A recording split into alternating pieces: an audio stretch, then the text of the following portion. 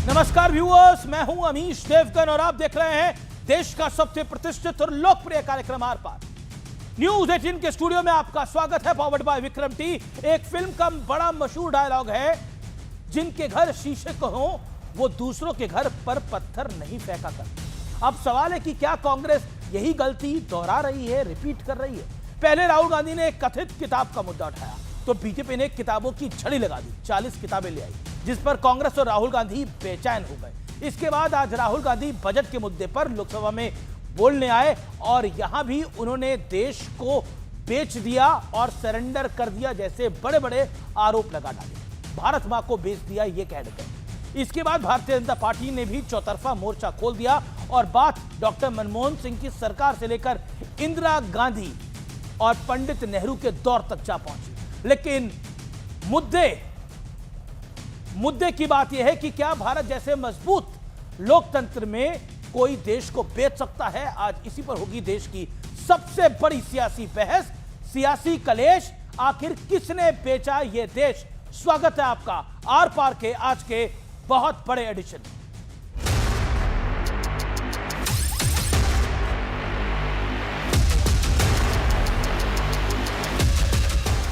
कई दिनों तक कथित किताब के मुद्दे पर अटके रहने के बाद आज लोकसभा में नेता प्रतिपक्ष राहुल गांधी ने बजट पर अपने विचार रखे। हालांकि यहां भी वो अमेरिका से टैरिफ डील का मुद्दा ले आए और सरकार पर अजीबोगरीब आरोप लगा दिया। I am saying that you have sold India. Are you not ashamed of selling India? You have sold our mother, Bharat Mata. Do you have no shame? Now, I don't believe any Indian Prime Minister would do this. ये जो हुआ है sir, ये पूरा surrender है। राहुल गांधी ने जैसे ही देश बेचने वाला बयान दिया तो सरकार और बीजेपी की तरफ से भी जोरदार पलटवार हुआ। आज तक कोई माई के लाल पैदा नहीं हुआ जो भारत को सेल कर सकता है, कोई खरीद सकता है, नहीं हो सकता है। और आपने प्रधानमंत्री जी को कहा, मैं दावे के साथ कहता हूं, इस देश का आज तक सबसे मजबूत प्रधानमंत्री नरेंद्र मोदी जी है। सड़क छाप आचरण आपको संसद में देखना हो तो कांग्रेस पार्टी और विपक्षी दलों का आचरण देखा जा सकता है। लेकिन मामला सिर्फ वार पलटवार पर नहीं रुका, क्योंकि सरकार ने राहुल गांधी के बयान को लेकर एक बड़ा ऐलान कर दिया है। It is a serious breach of privilege. We are going to file necessary notice to the Honorable Speaker. हमारे नेता अगर भाषण करने के लिए आए तो मुझे लगता है कि जैसे कोई मूवी के पहले एक डिस्क्लेमर आता है कि यह भाषण पूरी तरह से काल्पनिक है, काल्पनिक घटनाओं पर आधारित है, इसका सत्य, तर्क या वास्तविकता से दूर दूर तक संबंध नहीं। हालांकि आज संसद में कुछ दिलचस्प नजारे भी दिखे, जब पीठासीन स्पीकर जगदंबिका पाल ने राहुल गांधी को एक बड़ी नसीहत दे डाली। इसके अलावा कल्याण बनर्जी के एक बयान पर भी खूब ठहाके लगे। आप मेरी बात अगर आप मानते तो वहाँ नहीं बैठे होते। सर, आप बाहर में हमको डार्लिंग बोल के पुकारता है, इधर टाइम नहीं देता है, क्या है सर? जरा टाइम तो दे दीजिए डार्लिंग को। लेकिन आज सबसे बड़ा सवाल है कि क्या देश बेचने वाला आरोप लगाकर राहुल गांधी ने एक बार फिर देश के मूड के खिलाफ बयान दिया है? इसी पर होगी सबसे बड़ी पॉलिटिकल डिबेट, सियासी कलेश, किसने बेचा देश। आइए आपको बताते हैं कि सरेंडर की कहानी क्या है। आर पार का विश्लेषण, सरेंडर के कैलेंडर का विश्लेषण। अक्साई चीन 1962 के युद्ध के बाद 38,000 वर्ग किलोमीटर अक्साई चीन का हिस्सा चीन को दे दिया पंडित नेहरू के दौरे हुकूमत में।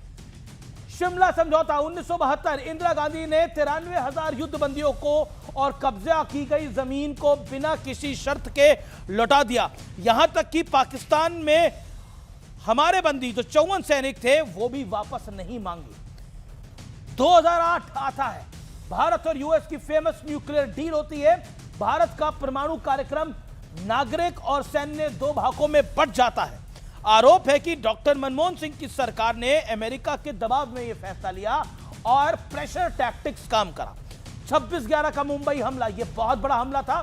पाकिस्तान आतंकियों ने मुंबई में 166 लोगों की निर्मम हत्या करी, 300 से ज्यादा अधिक लोग घायल हो गए। सैन्य तैयारी थी, लेकिन डॉक्टर मनमोहन सिंह की कांग्रेस की अगुवाई वाली सरकार ने ऑर्डर नहीं दे पाई और सेना के हाथ बांध दिए।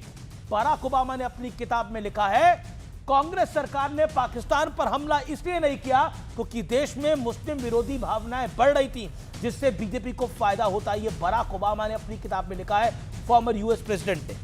देखिए, बड़ा सवाल आज का क्या है, बड़ा प्रश्न आज का यह है, सरेंडर का मुद्दा उठाकर राहुल गांधी ने बड़ा सेल्फ गोल कर दिया है। और आज मेरे साथ चर्चा में कौन कौन है? मेरे साथ शहजाद पूनावाला इस चर्चा के अंदर जुड़ रहे हैं, भारतीय जनता पार्टी के प्रवक्ता। मेरे साथ इस चर्चा के अंदर अखिलेश प्रताप सिंह है, कांग्रेस पार्टी के नेता, प्रवक्ता, वरिष्ठ नेता।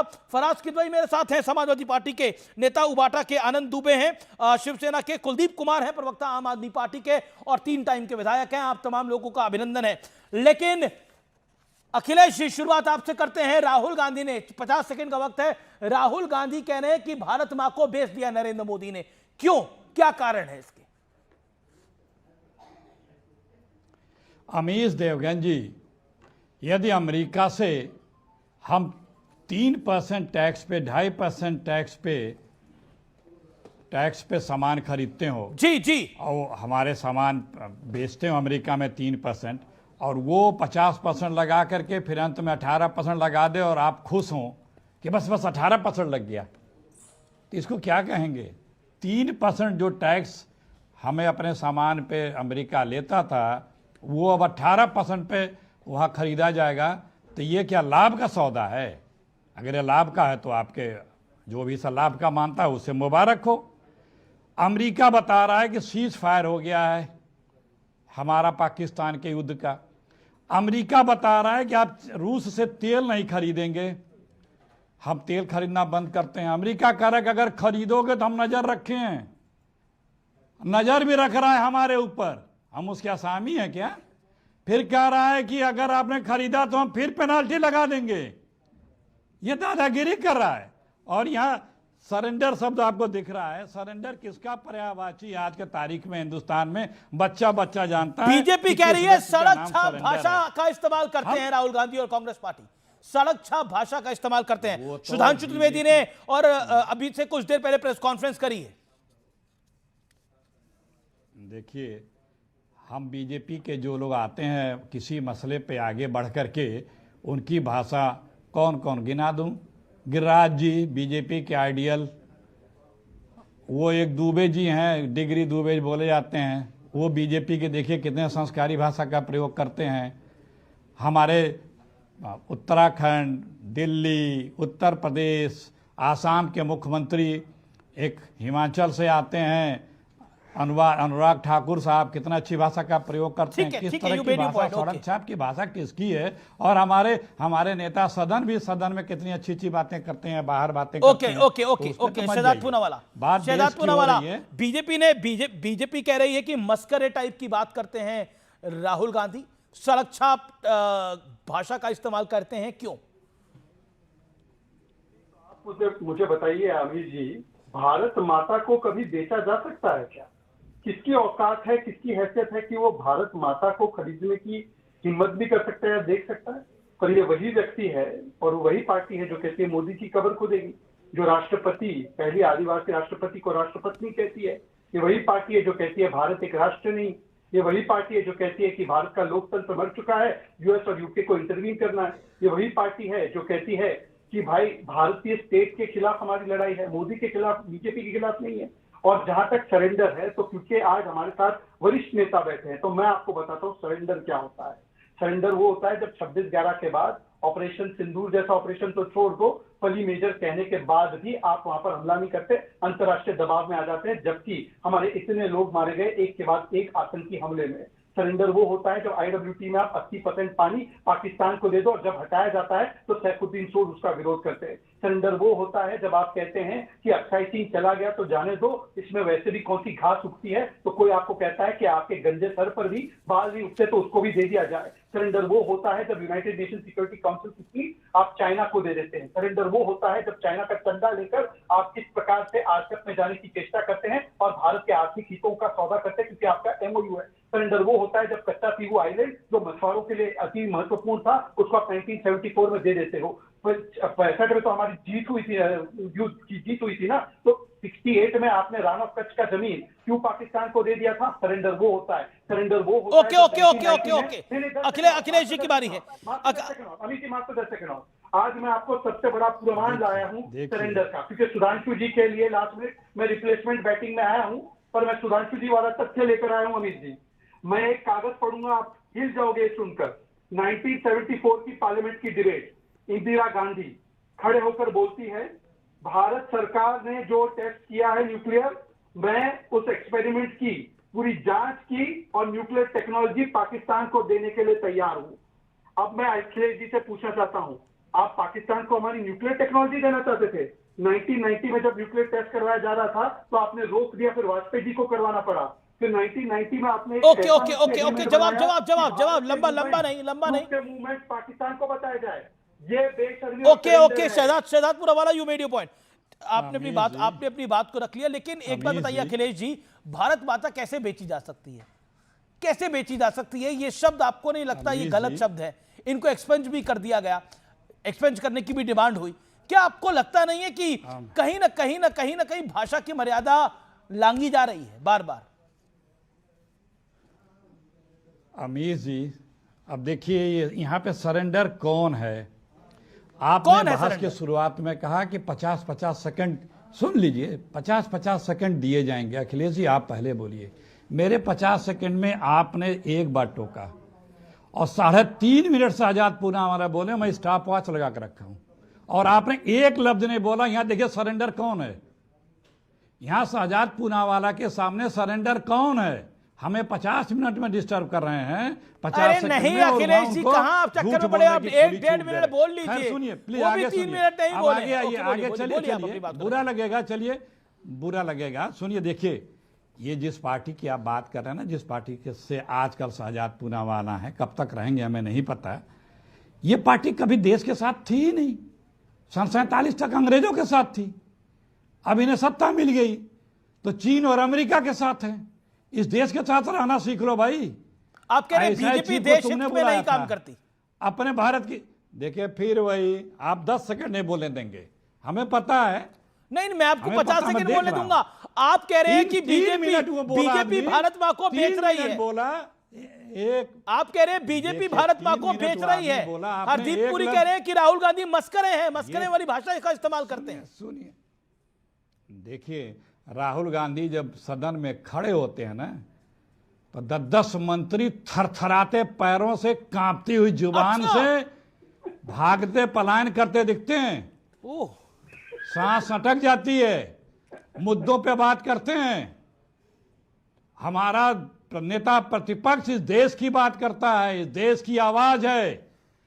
वो हमारा चीन और पाकिस्तान की आवाज या अमेरिका की आवाज, जो सदन में और लोग बने बैठे हैं वो लोग बने बैठे रहे, लेकिन देश की आवाज नेता प्रतिपक्ष राहुल गांधी और विपक्ष के लोग नेता हैं। वो क्यों नहीं बात करेंगे? आप मोदी जी का नाम लीजिए तो स्पीकर से लेकर के सारे मंत्री चिल्लाने लगते हैं। मोदी जी का नाम नहीं लिया सकता क्या?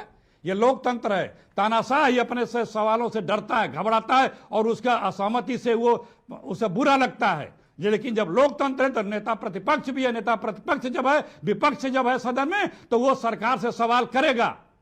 क्यों नहीं बोलने दिया जाता उन्हें? क्यों सब लोग खड़े होकर चिल्लाते हैं? पूरी बात नहीं आती है तो कहते हैं कि मोदी जी का नाम ले लिया। अभी आपने कहा कि लाने जा रहे हैं राहुल जी पे प्रस्ताव, अरे लाओ ना, और अच्छी बहस होगी उसमें। यही सब तो बहस होगी ना, हम तो स्वागत करेंगे। वो प्रस्ताव ले आओ। Okay okay okay, you made your point. आपने अपनी बात को रख लिया, आपने अपनी बात को रख लिया कि थर-थर कांपते हैं जब राहुल जी खड़े होते हैं, थर-थर कांपते हैं। Okay, quickly 40 seconds. ओके, पहले तो अमित जी शुक्र है कि आपके खिलाफ नो कॉन्फिडेंस नहीं आ गया। मुझे लगा कि यूं नो कॉन्फिडेंस 2025 वाली डेट का निकाल के अमीश को सौंप दिया जाएगा कि प्रेसिडेंट के बाद, वाइस प्रेसिडेंट के बाद, सीजेआई के बाद, स्पीकर के बाद अब अमीश देवगन पर भी नो कॉन्फिडेंस मोशन कांग्रेस करेगी। एनीवे, अच्छा है बच गए आप, अमीश जी बच गए। दूसरी बात ऐसा है कि थर-थर तो कांपते हैं, पर थोड़ा सा चूक हो रही है देखने में। वो राहुल के पीछे जो है ना वो थर थर कांपते हैं कि अब पता नहीं राहुल गांधी क्या और बोल देंगे और फिर थर थर कांपना पड़ेगा पार्टी को। 95 चुनाव भी हार गए। पर Amish, now I am bringing one more fact on your debate, और डिबेट हिल जाएगी इस फैक्ट के बाद। अमीश, माफी चाहता हूं, हो सकता है आपकी आगे की ब्रेकिंग न्यूज हो, पर मैं वो पहले ही कर दूंगा। ये मेरे पास एक कागज आया यूनाइटेड स्टेट्स के स्टेट डिपार्टमेंट का। आपको पता है न्यूक्लियर डील में मनमोहन सिंह की सरकार ने एक ऐसा अग्रीमेंट किया अमेरिका के साथ, और उसमें कोट कर रहा हूं, India has committed to separate military and civil activity and supply entire civil programme to international inspection. अब अमीश, ये है स्टेट डिपार्टमेंट का डॉक्यूमेंट। आप पाकिस्तान को न्यूक्लियर टेक्नोलॉजी देना चाहते हो, आप अमेरिका के दबाव में न्यूक्लियर टेस्ट नहीं करवाते हो, आप हमारी सिविल न्यूक्लियर पावर पूरी दुनिया के सामने खोल कर रख देते हो। एक बड़ी खबर आ रही है, एक बड़ी डेवलपमेंट है। BJP IT cell head Amit Malviya ने बहुत बड़ा आरोप लगा दिया है। एक किताब के हवाले से उन्होंने बकायदा इसको तथ्यात्मक रूप से रखा है। सीआईए ने भारतीय राजनीति में 2 बार हस्तक्षेप किया। सीआईए ने कांग्रेस पार्टी को पैसे दिए थे। सरेंडर शब्द बोलने वाले अपना इतिहास पढ़ ले, सीधे तौर पे बोला गया है। अखिलेश जी, इसका जवाब क्या है? मैं फिर बाकी लोगों के पास चलूंगा। सीधे तौर पर, कथित तौर पर एक किताब का हवाला दिया गया है, और वो डैनियल जो किताब है उसके अंदर पॉल एम मैगर की किताब है, स्पाइंग इन साउथ एशिया। उसमें क्लियर कट लिखा हुआ है कि दोनों बार सीआईए ने कांग्रेस पार्टी को पैसे दिए थे ताकि केरल और पश्चिम बंगाल में कम्युनिस्ट की सरकारें नहीं बने। 1959 में जब इंदिरा गांधी की पहली बार अध्यक्ष बनी थी, तब उन्हें पहली बार पैसे दिए गए थे। भारत में अमेरिकी राजदूत डैनियल पैट्रिक का दावा था पैसों की डिमांड खुद कांग्रेस पार्टी ने की थी। क्या कहना चाहते हैं आप इस पर? अमित मालविया ने इसको ट्वीट कर दिया है, इस एग्जैक्ट किताब को। जवाब? अमीर जी देखिए, दुनिया तो सरेंडर तो करके आए आप लोग कि भारत में, अरे यार अभी एक शब्द बोला हूं, उछलने लगे। प्लीज थोड़ा सा तो मर्यादा उछलना नहीं होता, उछलना नहीं होता, ये पूछना होता है। अमीर जी ये पूछना होता है। आप जितना सवाल उंगली करना पे कर लो, अपने टाइम पर उछालते ही होंगे मीडिया को, आप ऐसे ऐसे उंगली पे। मेरा एक क्या वर्ड करते हैं गया आप? था। अखिलेश जी वरिष्ठ आदमी, आप मेरा एक वर्ड गया था, आप बीच में सवाल पूरा कर रहा था मैं अपना। इतना अनकंफर्टेबल क्यों हो जाते हैं आप? सच्चाई आई है, पैसे लिए क्या आप लोगों ने? क्या था? अच्छी बात, जवाब दीजिए इस बात का। नहीं है, हाँ दे रहा हूं। आप मतलब से चीखता चिल्लाता नहीं, आप जितना सा अवसर देंगे उतना ही मैं बोलूंगा, लेकिन हमें बोलने, सवाल के बाद बोलने का अवसर तो दीजिए। ये देश नहीं, दुनिया जानता है किस देश से गद्दारी के किसके माथे चिपकी हुई है। ये किसी को बताने या प्रूफ करने की जरूरत नहीं है। इस देश में जब जंग आजादी की लड़ाई हो रही थी, तब से लेकर आज तक आईएसआई चीफ को भारत में बुला करके सेना की जांच कराने वाले बताएंगे दूसरों को, जो अमेरिका के आगे सरेंडर पड़े पड़े बैठे हैं, वो धमकी दे रहा है, जबान तक नहीं खुलती है। आप ही लोग थे, मीडिया के लोग, जब वो 50% टैक्स लगाया तो बोलते थे अब तो अमेरिका का बाजा बजेगा, वहां मांगी सामान खरीदना जाएगा, अब तो चीन आ गया साथ में। अब फिर बता रहे कि बड़ा अच्छा डील हो गया। आप ही लोग बताते थे निगेटिविटी, अब अच्छा ही बताने लगे हो। हम अमेरिका से सामान खरीदेंगे जिस पे हम टैक्स लगाते थे 16%, 12% से लेकर के 150% तक एग्रीकल्चर प्रोडक्ट को लेकर के, अब हमको 0% पे इंपोर्ट करना होगा। खुश हैं? अरे भैया ये इसको क्या कहा जाए, गजब का है भैया माइंडसेट। हम उससे खरीदेंगे तो हम अब टैक्स ही नहीं लगा सकते। अखिलेश जी जो फैक्ट शीट आई है, इंपोर्ट कर रहा है अखिलेश जी जो आपने बहुत बड़ा आरोप लगाया, आपने बोला उनके प्रोडक्ट यहाँ 0% पे आएंगे और हमें टैक्स देना पड़ेगा। आपने फैक्ट शीट पढ़ी है जो रिलीज हुई है? उस फैक्ट शीट के अंदर क्लियर कट लिखा हुआ है, बहुत स्पष्ट रूप से, कई सारी चीजें बड़ी क्लैरिटी के साथ है। उसमें लिखा गया है कुछ प्रोडक्ट हमारे 0% पे जाएंगे, कुछ प्रोडक्ट उनके 0% पे आएंगे। पल्सेस का जिक्र नहीं है। जो लिखा गया था कि हमको इतने का माल खरीदना है, वो भी है इंटेंट होगी तो खरीदेगा भारत। देखिए, मुझे लगता है कि when we talk about trade deal we should talk about facts. Fact sheet release हो गई है। मेरा निवेदन है, आप 4 दिन पुरानी बात कर रहे हैं, फैक्ट शीट को पढ़ लीजिए तो बेहतर होगा आपके लिए भी और देश की जनता के लिए भी। मैं मैं शहजाद जी आपका रुख करूंगा, लेकिन देवबंदी, आनंद दुबे के जहां से पास, आप बोल आनंद रहे दुबे हैं, के पास मुझे जाना है। मुझे लगातार 2 दिन हो गए मैं उनके पास सबसे लेट जाता हूं और आनंद दुबे इंतजार कर रहे हैं मेरा। आनंद दुबे, मेरा स्पष्ट सवाल है, क्या भारत माता को कोई बेच सकता है? देखिए, भारत माता हमसे, आपसे, पक्ष से, विपक्ष से, कांग्रेस से, बीजेपी से, शिवसेना से सबसे बड़ी है। Yes, I agree. माता हमारी प्राण है, हमारी आत्मा है। उनको न कोई बेच सकता है, न उनको कोई खरीद सकता है। किसी को उतनी औकात नहीं है, उतनी पर सदन में बोला गया, किसी के पास अगर पर नहीं है, तो सदन मैं में कुछ ये कह शब्द बोला गया। नहीं बोलना चाहिए। देखिए, दोनों तरफ से इस बार के सेशन में शब्दों की मर्यादा तार तार हुई है। अमीश भाई, मानिए चाहे मत मानिए, सरकार की तरफ से भी और विपक्ष की तरफ से भी कोई बोलने लायक बचा नहीं है। एक सदन में कार्रवाई चलती है, बहस चलती है देश के लिए। देश तो अब कहीं रहा ही नहीं, सब व्यक्तिगत हो चुका है। आप मेरे कपड़े फाड़ दो, मैं आपके कपड़े फाड़ दूं। आप मेरी फोटो दिखाओ, मैं आपकी फोटो दिखाऊं। पंडित जवाहरलाल नेहरू से लेकर नरेंद्र मोदी जी तक सब हमारे देश के प्रधानमंत्री रहे। कोई किसी को छोड़ने तैयार नहीं है। तो अब जाने दीजिए, उस पर बहुत बोलेंगे तो अभी बहुत लोगों को तकलीफ होगी। पक्ष विपक्ष दोनों बोलने लायक नहीं बचे हैं। महत्वपूर्ण क्या है, सदन चलता क्यों अमीश भाई? आप लोग इतनी बड़ी बड़ी बहस करवाते हो, देखते हो, उसको फिर टीवी और अखबार से बताते हो, किस लिए है ये? इसीलिए है ना कि जो सांसद अपने अपने क्षेत्र से चुन के आते हैं वो कैसे अपनी बात वहाँ रखेंगे। बजट होता है, फिर उस बजट में बातें होती हैं, फिर दुनियादारी होती है। वो सब मुद्दे हैं कहाँ है? ये सेशन कहाँ है? 10, 15, 20 दिन हो गया। अब शायद कल या परसों सुनना खत्म हो जाएगा, फिर मार्च में एक नया सेशन आएगा। लेकिन क्या मिला हमको? आपको कुछ मिला नहीं। तो एक बात बताइए ना। नहीं, एक सेकंड, आनंद दुबे, आप 1.5 मिनट में अपनी सब ये बात कह के आप बोलेंगे पक्ष भी खराब है, विपक्ष भी खराब है। एक बात बताइए, जो किताब छपी नहीं थी उस किताब को कौन लेके आया? कौन लेकर आया? राहुल गांधी जी। भारत माता को बेचने की बात किसने बोली? राहुल गांधी जी ने। कह रहा हूं, अरे तो मैं आपसे एक सवाल पूछता हूं।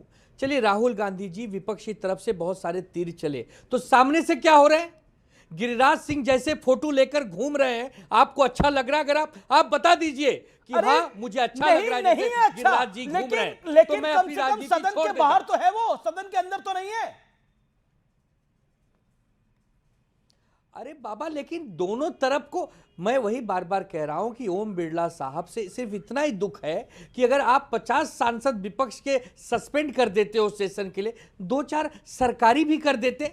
लोग कहते हैं यार बड़ा ताकतवर आदमी बैठा है कुर्सी पर, बहुत निष्पक्ष आदमी है, भेदभाव नहीं करता है। एक तरफा मतलब मार डालो। मतलब जो आपका सपना था कि विपक्ष मुक्त भारत हमें चाहिए, तो कर दिया आपने विपक्ष मुक्त भारत। विपक्ष आज शरीर से तो है, लेकिन उसकी आत्मा आप लोगों ने खींच के निकाल ली है। नहीं तो बोलने का चाहिए। और अभी शहजाद पूनावाला कह रहे थे,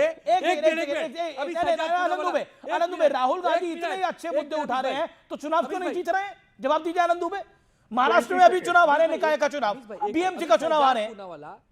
क्या सही मुद्दे हैं ये? अभी शहजाद पूनावाला कह रहे थे कि एक मिनट, इंदिरा जी ने 74 में न्यूक्लियर देना चाह रही थी पाकिस्तान को। अरे भाई, थोड़ा बहुत पढ़ाई लिखाई है, अपना लैपटॉप जो लिए रहे तो देख लिया करो। 71 ने पाकिस्तान के 2 टुकड़े कर दिए थे चीर के, एक पाकिस्तान और एक बांग्लादेश। कम से कम जो हमारे बीच में नहीं है आज, जिनको अटल जी स्वयं एक माता, एक बहन मानते थे, उनके बारे में तो ऐसा मत कहो कि लोग जब टीवी देखें तो कोसे आपको। ओके, जवाब शहजाद। अमीश, आप तो जानते हैं कि आनंद जी और मैं दोनों महाराष्ट्र के हैं और मैं स्वर्गीय बाला साहब ठाकरे जी को बहुत मानता हूं। मैं बता रहा हूं 10 सेकंड में क्यों। Nehru Edwina love affair cause partition Bala Saheb Thackeray, ये मेरा शब्द नहीं है अमीश, सॉरी। एडवीना और नेहरू जी के लव अफेयर की वजह से भारत का बंटवारा हुआ, कोट अनकोट बाला साहब ठाकरे। मैं तो बाला साहब की बात बता रहा हूं। अब आनंद जी की ऐसी स्थिति है कि वो बाला साहब ठाकरे को गलत बोले। नहीं अमित जी, आपका शो इतना बड़ा नहीं है कि मैं बाला साहब ठाकरे जी के खिलाफ अरे आनंद दुबे को फंसा रहे हैं आप इस चक्कर के अंदर। तो मोदी जी से इतनी कुंठा नहीं है। नहीं, मैं आप मेरी ने कहा, आप आनंद दुबे को फंसा रहे हैं इस पूरे चक्कर के अंदर। Amit, let me complete. This is only fact कि मैं कंप्लीट करूं। ओके, मैं कंप्लीट कर दूं फिर बोले। हाँ, 10 सेकंड। अमित जी, मुझे कोड़े मारो, मैं बाला साहब ठाकरे जी की बात कोट कर रहा हूं कि जवाहरलाल नेहरू जिम्मेदार थे भारत के पार्टीशन के लिए। मुझे कोड़े मारो के बाला साहब ठाकरे जी ने बोला कि 370 और जम्मू कश्मीर की गलती के लिए, जम्मू कश्मीर के लिए नेहरू जी जिम्मेदार थे, बाला साहब ठाकरे जी को कोट करने के लिए। और अमित जी, आपके ही शो पे आप ही के साथ मैंने डिबेट की थी। ये 22 जुलाई 1974 पार्लियामेंट की प्रोसीडिंग में इंदिरा गांधी बोलती है कि मैं दे दूंगी न्यूक्लियर टेक्नोलॉजी पाकिस्तान को। How dare. Okay, you made your point, Anand Dubey. ये सब मनगढ़ंत मनोहर कहानियां कहां से ले आते हो यार। हम लोग 2026 में AI के जमाने में बैठे हैं। हर चीज सही गलत क्या है बच्चे को पता है यार। ये मैं वही कह रहा हूं ना कि भ्रम फैलाते इतना भ्रमित देश को मत कर दो कि लोगों को लगे कि अरे यार ये लोग बड़े कब होंगे, कौन हैं ये लोग, कहां से आते हैं। बच्चे की तरह दिखना अलग बात है, पर बच्चे बनो मत। हम सब खूबसूरत दिखना, किसको कहना चाह रहे हैं बच्चे की तरह दिखना अलग बात है, बच्चे मत बनो, बड़े बनो, बड़े बनो। कम से कम ऐसे अबोध बालक मत बनो। तब क्या शहजादे के लिए कह रहे हैं ना, अबोध बालक तब किसके लिए कहूंगा? किसके लिए कह रहे हैं? शहजादे भाई के लिए कह रहा हूं, मैं अपने लिए थोड़ी कहूंगा। अमित जी, कहीं पे निगाह, कहीं पे निशाना। अबोध बालक को जगत प्रकाश नड्डा जी ने राहुल गांधी के लिए बोला था। कम से कम इतने यंग मत दिखो कि जिसको सुधांशु त्रिवेदी ने राज्यसभा में जस्टिफाई किया था कि अबोध बालक बुरा नहीं है। लेकिन भारत माता, मेरा प्रश्न है, एक सेकंड, कुलदीप कुमार भी वेट कर रहे हैं। कुलदीप कुमार, क्या भारत माता बिक सकती है? क्या आपको लगता है कि ये जो बात बोली राहुल जी ने, उसने कहीं ना कहीं बड़ी चीजों को ट्रिगर कर दिया? भारत माता बिका हुआ है? देखिए अमीश जी, आप एक बात समझिए, क्या इस देश की किसानी को, ज़मीन को बेचना भारत माता का सौदा नहीं है? आप बताइए।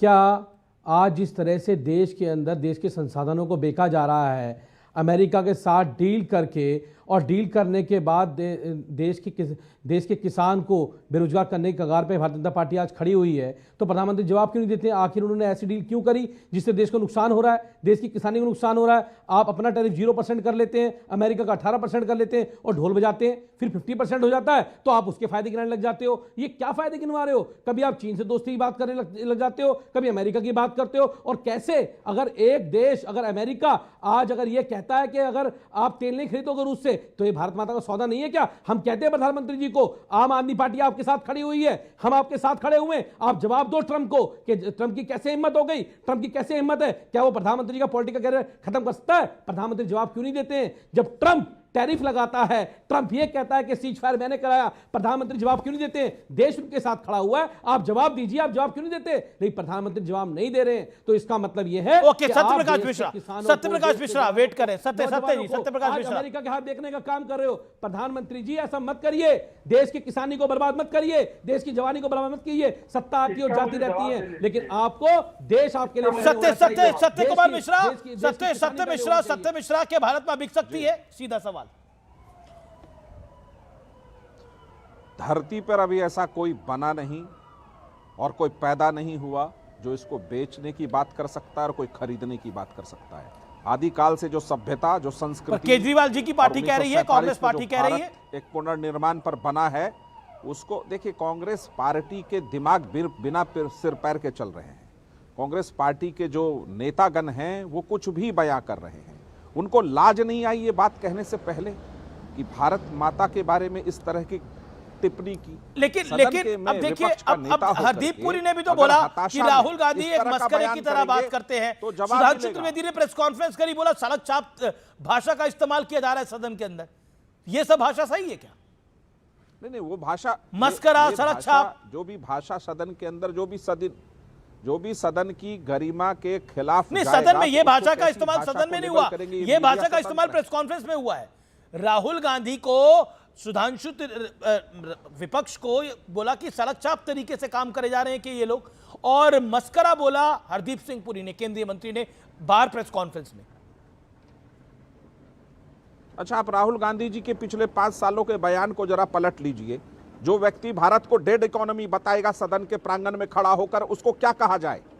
जो व्यक्ति सदन की गरिमा को रोज ठेस पहुंचाएगा, उसको आखिर क्या लेबल दिया जाए? मैं तो उनको गॉसिप गांधी कहता हूं कि वो गॉसिप करते हैं। सीरियस कोई बात कहते नहीं है। एक बात को समझिए, वो उनका जवाब वो देंगे जिन्होंने ये बात कही है। लेकिन मेरा प्रश्न है कि विपक्ष का नेता, आप कह रहे राहुल यदि गांधी सदन की सीरियस नहीं है, गरिमा को क्यों? बार-बार ठेस एक पहुंचाएगा। सेकंड रुकिए। आप कह रहे राहुल गांधी सीरियस नहीं है, क्यों? वो लीडर ऑफ अपोजिशन है, एलओपी है। विदेश की धरती पर जाकर के भारत के प्रजातंत्र को, रुक जाइए, जो विदेश की धरती पर जाकर भारत के लोकतंत्र को धता बताए, जो भारत में प्रधानमंत्री मोदी जी की कब्र खोदने वाली पार्टी कहे कि लोकतंत्र भी नहीं है, तो यह अचरज होता है। सवाल यह है कि क्या राहुल गांधी वास्तव में भारत की बात करना चाहते हैं? क्या राहुल गांधी वास्तव में भारत की समृद्धि और उसकी आर्थिक व्यवस्था पर कोई बात रखना चाहते हैं? बिल्कुल नहीं। क्यों? क्योंकि ट्रंप ने कह दिया डेड इकोनॉमी, तो राहुल गांधी की हाँ डेड इकोनॉमी है। अखिलेश, अब मेरा प्रश्न यह है, नहीं, एक आखिरी लाइन है, आखिरी प्रश्न यह है कि क्या सदन में ऐसे विपक्ष के नेता इस तरह की हरकत करेंगे तो जवाब माकूल मिलेगा? जो कहा गया है वो स्पष्ट सामने है। अब समझिए, अमिश देवगन जी भारत के बजट की चर्चा के दौरान टाइम लिमिट को तो फॉलो करेंगे ना अखिलेश जी? आएगा तो क्या करेंगे अखिलेश जी? अमीश जी, राहुल गांधी को समझने के लिए समझ चाहिए। सबसे पहले तो ये होनी चाहिए, जिसके पास समझ होगा वही राहुल गांधी को समझ पाएगा। और एप्स्टीन फाइल में जिनके नाम आए हों वो बेचारे तो बौखलाएंगे ही ना, उल्टा सीधा ही तो बोलेंगे एप्स्टीन फाइल में। जल्दी से वो सब ले आइए, महाभियोग क्या क्या लाने का बात कर रहे हैं। कम से कम एप्स्टीन फाइल पे, अनिल अंबानी पे, अडानी पे जो मुकदमा है अमेरिका में, उस सब पे बहस तो होगी कम से कम। फिर तो नहीं कहेंगे कि नहीं ये नाम नहीं ले सकते आप। राहुल गांधी को नहीं समझ पाओगे। बड़ा बयान वो आप लोगों को व्हाट्सएप आया है कि उनका विरोध करना, बोलते रहो। राहुल गांधी इस देश की आवाज हैं। ठीक है, राहुल गांधी इस देश की आवाज है, लेकिन मैं एक बड़ी खबर बता रहा हूं, फिर अखिलेश जी आप ही के पास आ रहा हूं। मैं विदेश जाकर देश की बुराई नहीं करता, यह कहा है हेमंत सोरेन ने राहुल गांधी को सलाह दी है। मैं विदेश जाकर देश की बुराई नहीं करता, हमें घर की लड़ाई घर में रहकर लड़नी चाहिए। मैं विदेश जाकर देश की बुराई नहीं कर सकता। और राहुल गांधी के विदेश दौरों पर सलाह दी है हेमंत सोरेन ने, सीएम सोरेन ने। सीधे तौर पर आपके अलायंस पार्टनर कह रहे हैं ये बात। अखिलेश जी क्या कहना चाहते हैं आप? देखिए अमीश जी, राहुल गांधी को दुनिया के सबसे प्रबुद्ध वर्ग क्षेत्र के लोग, यूनिवर्सिटीज हों चाहे इकोनॉमिक्स हों, पर ये आप ही के अलायंस पार्टनर है, इनके साथ सहयोग से सरकार चला रहे हैं आप। फिर बीच में बोला आपने मेरे भाई, बीच में नहीं, पॉइंट रखा, भाई आपके सुर में सुर मिलाऊं। पॉइंट रखा, ये आप ही के सहयोगी हैं। हमें सेंटेंस तो आपको जितने सवाल करने हो कर लीजिए। आप डिस्टर्बिंग एलिमेंट मत बनिए प्लीज। आप पूछ लीजिए इतना और पूछना हो, डिस्टर्ब मत करिए। समझ इतना कम देना हो दे दीजिए, हमें स्वीकार है। मैंने आपसे कहा कि राहुल गांधी को अगर दुनिया के लोग सुनने के लिए, समझने के लिए, उनके विचारधारा जानने के लिए बड़ी बड़ी यूनिवर्सिटीज बुला रही हैं, तो हमारे साहब को क्यों नहीं बुला ले रही हैं? कम से कम जहां से पढ़े लिखे हैं वहीं से बुला लें। उसमें तो और गर्व होना चाहिए हिंदुस्तानियों को, बीजेपी वालों को, कि हमारे देश के किसी नेता को तो दुनिया के टॉप के विचार जानने सुनने के लिए बुला रहे हैं, उनसे बहस करते हैं, उनसे सवाल करते हैं। कभी एक सवाल कोई कर ले हमारे आदरणीय से, कोई नहीं। भाई कोई बीच में बोल रहा, मैं कैसे बोलूं? एक सेकंड, सत्यप्रकाश मिश्रा, आप अपनी बात को बाद में रखिएगा, बोलिए आप अखिलेश जी। हाँ देखिए, ये तो अपनी अपनी क्षमताओं के ऊपर है। नहीं, पर आप ये बोले कि राहुल गांधी को विदेश क्यों बुलाते हैं, लेकिन आपके अलायंस पार्टनर कह रहे हैं कि उनको विदेश जाकर भारत की बुराई नहीं करनी चाहिए। इस पर आप क्या कहते हैं? सर, आपसे जो विषय पूछा जा रहा है उस पर तो जवाब दीजिए। चाहते हैं कि आपके हाँ में हाँ मिलाए। मेरा आपका अलायंस पार्टनर कह रहा है, आप फिर डिस्टर्ब किए। आपका अलायंस पार्टनर कह रहा है। ओके एक सेकंड, शहजाद कुछ कह रहे थे। शहजाद 20 सेकंड, शहजाद बोलो। अखिलेश जी ने बोला, मेरे भाई बोलिए शहजाद। शांति, 1 सेकंड, 30 सेकंड शांति। अखिलेश जी ने बोला कि विदेश में सभी लोग उनको बुलाते हैं पर भारत की कोई यूनिवर्सिटी नहीं बुलाती। भाई जिसका एजेंडा पूरा करेंगे वही बुलाएगा, विदेशी एजेंडे पे वो काम करते हैं। इसलिए तो हेमंत सोरेन ने बोला ना, हेमंत सोरेन तो इंडिया अलायंस के बड़े नेता है, मुख्यमंत्री है। राहुल गांधी को ये नसीहत हेमंत सोरेन जी ने भी दी। सुप्रिया सुले ने बोला ईवीएम को टारगेट मत करो। ओमर अब्दुल्ला ने बोला संवैधानिक संस्थाओं को गालियां मत दो। भाई आप ही के संगत आपके साथ नहीं। पॉइंट नंबर 2, अब देखिए क्या है कि वो किसानों पे बोलने लगे।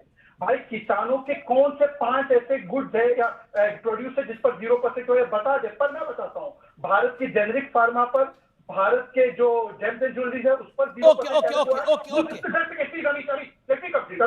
पर भारत के लिए स्पाइसेस प्रोटेक्टेड है, डेयरी प्रोटेक्टेड है, पोल्ट्री प्रोटेक्टेड है, वेजिटेबल प्रोटेक्टेड है, स्टेपल क्रॉप प्रोटेक्टेड है, मेज प्रोटेक्टेड है, राइस प्रोटेक्टेड है, मिलेट प्रोटेक्टेड है, पर ये झूठ बोलना है। और आखिरी बात जो मैंने 2008 की बात की कि यूएस न्यूक्लियर डील में आपने भारत के सिविलियन न्यूक्लियर फराज की भाई के सामने खोल दिया और फराज की भाई क्यों किया आपने? फराज की भाई अमीर जी, हाँ अमीर जी, देखिए सबसे पहले तो जो हेमंत सोरेन जी ने जो कहा है मैं उस बात पर आऊंगा। देखिए आप तो इतने प्रबुद्ध पत्रकार हैं और आपने अब तक ये निष्कर्ष निकाल लिया होगा कि हेमंत सोरेन जी ने उन सज्जन से कहा था जिन्होंने मई 2015 में कहा था पहले तो लोगों को ऐसा लगता था कि पता नहीं किस जन्म के हमने पाप किए हैं कि भारत में पैदा होने पे हमें शर्म आती है। तो विदेश की धरती पर जो लोग ये जाकर के बोलते थे कि हमने कौन सा ऐसा पाप किया कि जिसमें हमको शर्म आई, पहली बार बोल रहे हैं फराज। देखिए बीच में यार, मैं अमीर जी बीच में नहीं, आप बोलिए जिसको बोलना। बोलिए आपने पूरा इंटरव्यू नहीं देखा इसलिए मैं बोल रहा हूँ। ज्योति जी ने उनको सवाल राहुल पे पूछा था, मैंने पूरा इंटरव्यू स्पेसिफिकली पूछा था राहुल पे। हाँ, तो हेमंत सोरेन जी ने उन लोगों से कहा है कि जिनको शर्म आती थी कि वो भारत में पैदा हुए।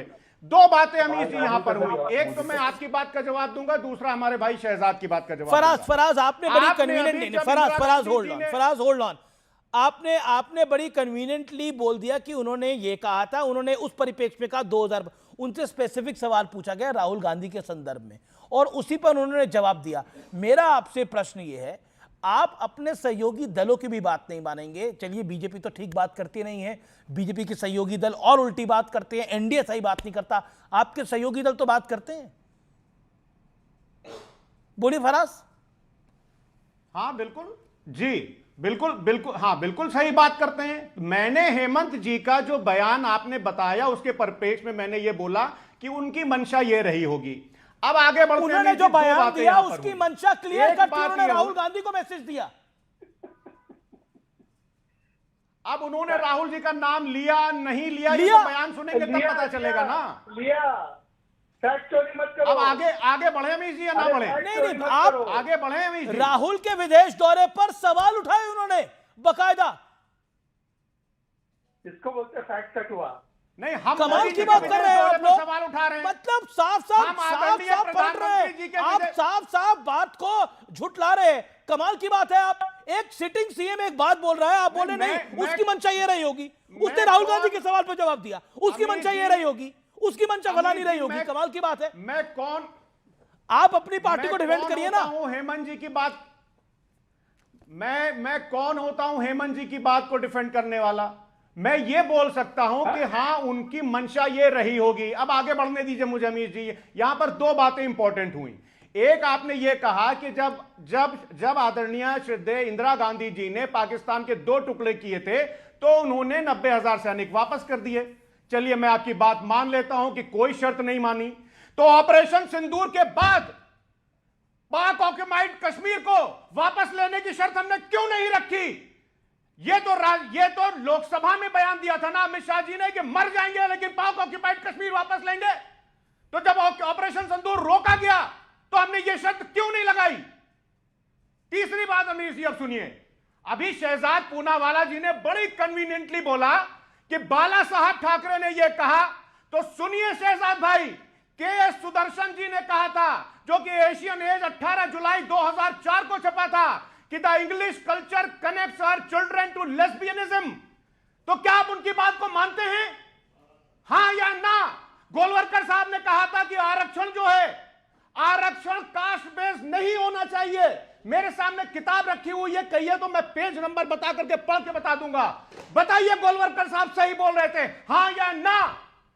तो अमीर जी होता क्या है ना कि बाला साहब ने यह कहा और उनके प्रवक्ता को आप एम्बैरेस करिए। तीसरी बात, चाइना पे आ जाते हैं।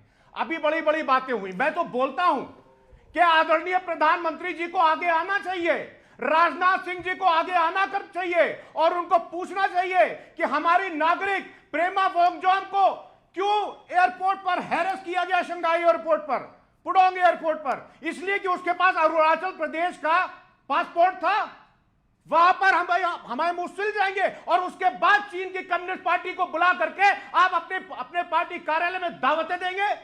ये नहीं चलेगा अमित जी, ये नहीं चलेगा। आप चाइना के साथ झूला झूलेंगे और उसके बाद में वो आकर के आपका सांसद कहता है, आपका सांसद कहता है।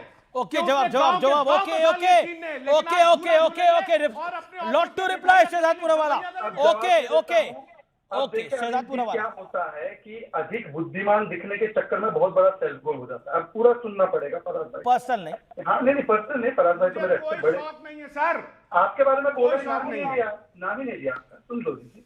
हालांकि जब प्रत्यक्ष, अरे सर आप जो बोलना बोलिए, आप बोल, प्रत्यक्ष था कि हेमंत सोरेन जी ने राहुल गांधी पर बोला तो वो तो फराज जी को दिखा नहीं, पर उनको गोलवालकर जी का कोट दिख गया कि वो कास्ट बेस्ड रिजर्वेशन के खिलाफ थे। अरे मान्यवर, अगर कोई रिजर्वेशन के खिलाफ लेटर लिखकर पीएम को बताया कि रिजर्वेशन खत्म होना चाहिए, वो आदरणीय नेहरू जी थे जिनके साथ आपका गठबंधन है। 1960 में उन्होंने लिखा रिजर्वेशन से सेकंड क्लास बनते हैं। मंडल का विरोध इंदिरा और राजीव ने किया, जहां तक कि राजीव ने बोला बुद्धू है, देखो अभी लुक देखो। मंडल का विरोध आपने किया, मंडल का विरोध भारतीय जनता पार्टी ने किया, लाल कृष्ण आडवाणी जी ने किया। मंडल का विरोध आपने किया, ऑडियो का विरोध आपने किया। एक सेकंड, मैं आनंद दुबे को कहना चाहते हैं। आनंद दुबे और मैं आम आदमी पार्टी को लेता हूं। आम आदमी पार्टी का जो बात हेमंत सोरेन ने बोली, क्या वो इंपॉर्टेंट नहीं है? एक सेकंड शहजाद, मैं आपको बताऊंगा जो बात हेमंत सोरेन ने बोली, क्या वो इंपॉर्टेंट नहीं है? Okay, Aam Aadmi Party MLA and then Anand Dubey respond to this. Amish ji देखिए आज हमारा सवाल बस इतना है कि बांग्लादेश इतना सा देश है और बांग्लादेश में कपड़े के ऊपर 0% टैक्स है, हिंदुस्तान के ऊपर 18% टैक्स है। ये कैसा समझौता है? ये कैसी डील है?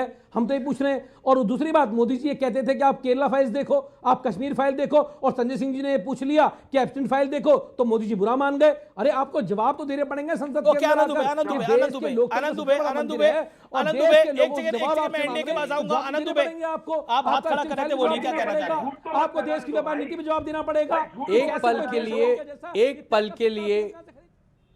एक पल के लिए हम मानते हैं कि हेमंत सोरेन जी ने अगर राहुल गांधी जी की आलोचना भी कर दी, तो इसमें शहजाद भाई ये तो मानिए कि हमारे यहाँ लोकतंत्र है। आप क्या अनुप्रिया पटेल कुछ कह सकती हैं, चंद्रबाबू कुछ कह सकते हैं, एकनाथ शिंदे कुछ कह सकते हैं? आपके यहाँ तो केवल एक व्यक्ति कहेगा जिसका नाम है प्रधानमंत्री जी। हमारे यहाँ तो कम से कम राहुल जी के खिलाफ कोई बोल रहा है, अरविंद जी राहुल जी लड़ रहे हैं, फलाने लड़ रहे हैं, लेकिन फिर भी लोकतंत्र जिंदा है। ये बहुत बढ़िया हो रहा है। अरविंद जी राहुल जी लड़ रहे हैं, वो उसके बराबर बोल रहा है। शिवसेना और कांग्रेस लड़ रही है महाराष्ट्र के अंदर। बहुत बढ़िया हो रहा है, बहुत बढ़िया हो रहा है। आनंद दुबे, ये तो आनंदित आप फील कर रहे हैं। अमित मुझे आने दीजिए। जी हमारे लोकतंत्र है, कोई बात पसंद नहीं आएगी तो दूसरे के खिलाफ बोल सकते हैं। सुनिए ऐसा है, ये कह रहे कि ये लोकतंत्र का परिचय है, तो भाई एकनाथ शिंदे जी तो लोकतंत्र का परिचय देकर ही निकले पूरी पार्टी के साथ। तो गद्दार क्यों बोलते हैं उनको? क्योंकि वो गरीब परिवार से है, क्योंकि वो बड़े अली बाबा थे। अली बाबा के साथ कुछ 40 लोग और गए थे। एक करके आनंद भाई आपके बीच में वो नहीं बोले। ओके 10 सेकंड दे दीजिए। ओके शहजाद। अमित जी देखिए, आपका शो करोड़ों घरों तक जाता है एंड देयरफॉर द ओनर्स की फैक्ट चेक आप लाइव कर दीजिए, आपके ऊपर जाता है। 0% होगा बांग्लादेश के टेक्सटाइल पे। किसने बोला? कौन मूर्ख है ये ऐसे बात बोल रहा है भाई? वो अमेरिका का कॉटन खरीदेंगे तो, अगर नहीं खरीदेंगे तो घंटा नहीं होने वाला है। और भारत का सबसे, नहीं मैं बोल रहा हूँ, भारत का सबसे कॉम्पिटिटिव है। यहाँ पर बोला गया किसानों को बहुत अन्याय किया गया। सुन लीजिए, किसानों के साथ अन्याय हुआ। कुलदीप कुमार इंदौर वाले, एक सेकंड, कुलदीप कुमार कुछ कह रहे हैं। कुलदीप कुमार आप अपनी बात पूरा करने दीजिए। यहाँ पर बहुत झूठ फैलाया गया है। ये अनपढ़ जाहिलों को आप बुला लेते हो, ये अंधभक्तों को जिन्होंने 52 साल तक तिरंगा नहीं फहराया है देश पर, अपने कार्यालय पर, इनको दुनिया के बारे में कुछ पता नहीं होता है। मोदी जी को बचाने के चक्कर में सेल्फ गोल कर जाते हैं। दुनियादारी के बारे में तो कुछ पता नहीं है। बड़ी खबर आ रही है। श्रीकांत शिंदे ने बोला कि राहुल गांधी को अपने भाषण से पहले डिस्क्लेमर देना चाहिए। एक डिस्क्लेमर देना चाहिए राहुल गांधी को, मैं जो बोल रहा हूं वो झूठ बोल रहा हूं। एक डिस्क्लेमर दें। राहुल की बातों का सत्य से कोई लेना देना नहीं है, सत्य से कोई लेना नहीं है। अगली बार उन्हें भाषण से पहले डिस्क्लेमर देना चाहिए, जैसे किसी फिल्म से पहले दिया जाता है। यह कहा है श्रीकांत शिंदे ने। शिवसेना सांसद है श्रीकांत शिंदे का राहुल पर हमला है, सीधे तौर पर ये यानी ये सत्य घटनाओं पे आधारित नहीं है, राहुल गांधी अपने भाषण से पहले थे। इसी बीच केंद्रीय मंत्री गिरिराज सिंह ने बहुत बड़ी स्टेटमेंट दे दी है, या फिर कहे एक बयान ऐसा दे दिया है। उन्होंने बोला है कि राहुल गांधी पहले अबोध बालक थे, अब फ्रॉड बालक हो गए हैं। राहुल पहले अबोध बालक थे, अब फ्रॉड बालक हो गए हैं। ओके अखिलेश जी 40 सेकेंड क्विकली, 40 सेकेंड। देखिए एब्स्टीन फाइल वाले को आप लोग डिफेंड करें, सौभाग्य आपका है कि एब्स्टीन फाइल में है नाम वाले को आपको डिफेंड करना पड़ रहा है। सेना अध्यक्ष ने बताया कि हमारे ये बीच में कौन व्याकुल हो रहा है। शहजाद 40 सेकंड में बोल रहे हैं, फिर मैं आपको 40 सेकंड दे दूंगा, आपको पूरा मौका दूंगा। शहजाद सत्य भी कुछ कहना चाहते हैं, एक सेकंड देखिए। ओके अखिलेश जी क्विकली। देखिए एब्स्टीन का नाम सुनते ही कितनी मिर्ची आग लग गई। शर्म आनी चाहिए, लेकिन मिर्ची लग रही है, क्या करें, बधुआ मजदूर हैं लोग। हमारा सेनाध्यक्ष ने बताया किताब मिली कि नहीं मिली, आई कि नहीं आई, तथ्य सही है कि नहीं है, उस पर बताओ ना। बाकायदा बताया गया, बता रहे हैं, वहां बोले यहाँ बोले। सदन में तो बोलने नहीं दिया था नेता प्रतिपक्ष को, नाम लेने नहीं दिया जाता है, प्रधानमंत्री का नाम नहीं ले सकते, सिर्फ गुणगान में नाम ले सकते हैं। ये तो तानाशाही सोच होती है। ओके अब आपने अपनी बात को रख लिया, अब मैं रुक करता हूं। अब Shahzad 30 second, Shahzad 30 second, audio down, Shahzad 30 second. अच्छा, सबसे पहले तो सेना अध्यक्ष ने ही बोला ना कि बुक पब्लिश नहीं हुई है, और राहुल गांधी ने बोला था सेना अध्यक्ष सही हो सकते हैं या पेंगुइन। अब तो पेंगुइन की बात एंडोर्स की तो राहुल गांधी झूठे साबित हुए नहीं हुए। उसी सेना अध्यक्ष ने बोला 1 इंच जमीन नहीं गई चाइना को, मानते हैं उस सेना अध्यक्ष की बात। उसी सेना अध्यक्ष को आपने सड़क का गुंडा बोला था, उसी सेना अध्यक्ष को और ऐसे सेना अध्यक्षों की बात जब आई थी सर्जिकल स्ट्राइक, बालाकोट अटैक और ऑपरेशन सिंदूर पर, क्या आपने माना था? और आपके नेता को तो डोकलाम और गलवान का अंतर नहीं पता मान्यवर। डोकलाम जो था वो कब हुआ था और गलवान कब हुआ था, और आप डोकलाम और गलवान में कंफ्यूजन करते हैं। और आखिरी बात मैं पूछा जाता हूँ, एप्स्टीन फाइल की बात, तो एप्स्टीन फाइल पे तो हरदीप जी ने बता दिया, पर ये एडमिना फाइल पर तो बताइए। ओके निर्मला सीतारमन ने एक बड़ी स्टेटमेंट दे दी है। निर्मला सीतारमन ने अब से कुछ देर पहले सदन में बड़ी स्टेटमेंट दी है, कांग्रेस पे हमला किया है। वित्त मंत्री निर्मला सीतारमन का बयान आया है, WTO में कांग्रेस ने सरेंडर किया था, 2013 में कांग्रेस ने सरेंडर किया था। निर्मला सीतारमन का बयान आया है फैक्ट्स के साथ कि कांग्रेस ने किसानों के मामले पर सरेंडर कर दिया था, तब बीजेपी ने भी इस बात को उठाया था। भारत को बेचने वाला पैदा नहीं हुआ है। निर्मला सीतारमन ने पलटवार किया है। राहुल गांधी ने जिस तरह से कहा था सदन के अंदर भारत माता को बेचा जा रहा है, निर्मला सीतारमन ने जवाब दिया है भारत माता को बेचने वाला पैदा नहीं हुआ है। इस धरती पर सीधे तौर पर भारतीय जनता पार्टी ने बहुत तीखी प्रतिक्रिया दी है इस विषय को लेकर, और बीजेपी इस पे बड़ा आंदोलन कर सकती है। राहुल गांधी ने एक विवादित सदन में बयान दिया, भारत माता को बेचा जा रहा है। मैं सीधा रुख करता हूं सत्यप्रकाश मिश्रा, 10 सेकंड सिर्फ 10 सेकंड। सत्यप्रकाश मिश्रा। निर्मला सीतारमन ने भारत के तमाम व्यक्तियों की लाज को बताया है। उन्होंने बताया है कि भारत मां को कोई ना बेच सकता, ना कोई पैदा हुआ है बेचने वाला। दूसरा बिंदु, राहुल गांधी जी की जो राजनीतिक यात्रा चल निकल पड़ी है, मुझे पूरा यकीन है कि वो कांग्रेस की पूरी कब्र खोद के ही राजनीति से कांग्रेस की कब्र खोद देगी। मुझे ब्रेक के लिए रुकना पड़ेगा। आर पार आप देख रहे हैं, लेकिन बहुत बड़ा स्टेटमेंट निर्मला सीतारमन का। मैं ब्रेक के लिए रुक रहा हूं, आप देख रहे हैं आर पार।